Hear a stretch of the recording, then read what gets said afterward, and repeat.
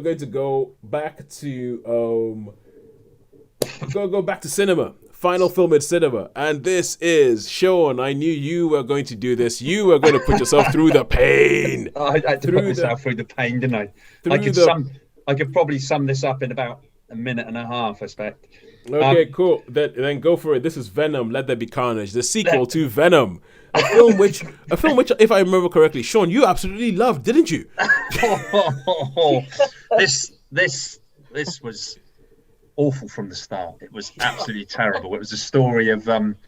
You know, Venom. He's the character. He goes in.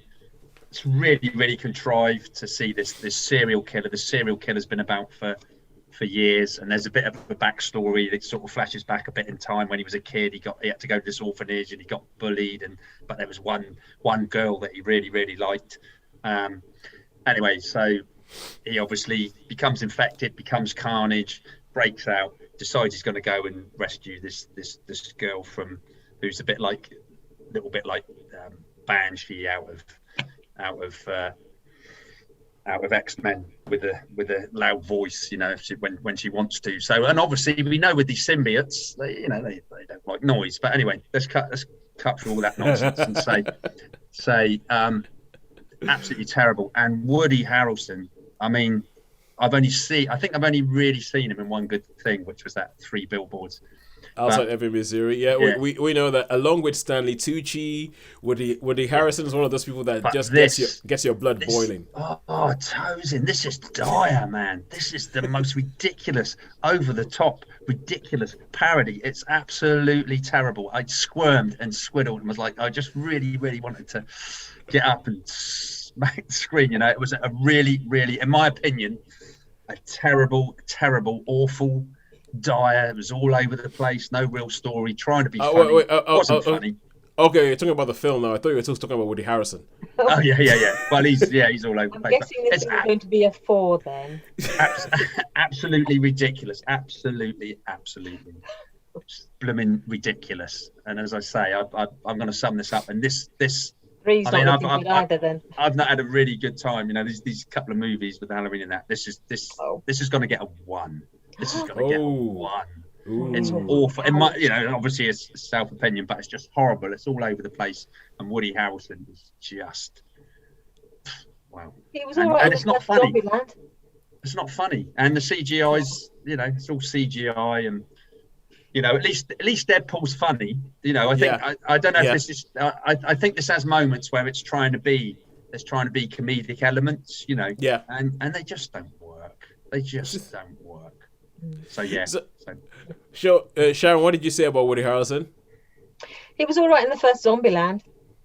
I think that's where he started that shtick, isn't it? Where he was like he was playing himself, but just a bit out there with it. I didn't really like him in that, to be fair. I didn't like him. I've not liked him in. Games? He's not liked him in anything. Pardon? Okay. What's the other one? Games.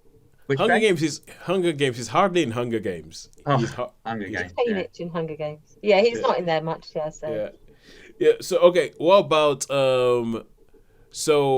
Tom Hardy? I like Tom Hardy a lot, but I don't like him in this. I think he's trying too hard and he's overacting. It's not a good. I don't know. He's just, to me, I felt like in this he's just doing it for the bucks. He's not really trying. There's no effort there to make it. Apparently he gets a writing credit, like he wrote some of the story. Oh right, okay, really? Yeah, he wrote some of the story that he's I think he's quite a Venom fan himself. But the thing is, I don't know what reviews it's got because I don't look. Is it what sort of reviews has it got? Is it? They largely agree with you, Shaun. Do they? Oh right, okay, cool. That's all right. They largely agree with you. I mean, the truth is, I mean, the only thing I can say about this is compared to the first one, I've only seen the trailers for both of them. I haven't seen the first one. I've tried to watch it a couple of times, and each time I just think I've got better things to do with my life. I just feel same thing with this. I was like, should I go see this in the cinema? It was actually available at the time when I could go see it, and I was like, no, I've got better things to do with my life, and I went to go watch something else. I disagree with the first film, but I disagree with this one because I don't like the whole idea of trying to make Venom a good guy. But compared with the first film, the trailer of this had one line that made me laugh. one line and it had to do with when Venom meets Carnage for the first time, and the symbiote kind of goes, "Oh, it's a red one!" It's a red one. And that line made me laugh, and I was like, "Oh, maybe I know this is directed by Andy Serkis. Maybe it's a little bit better than I thought about it." And I thought, "Nah, can't be bothered." All right, cool. So that's 1 star for Venom. Let there be carnage.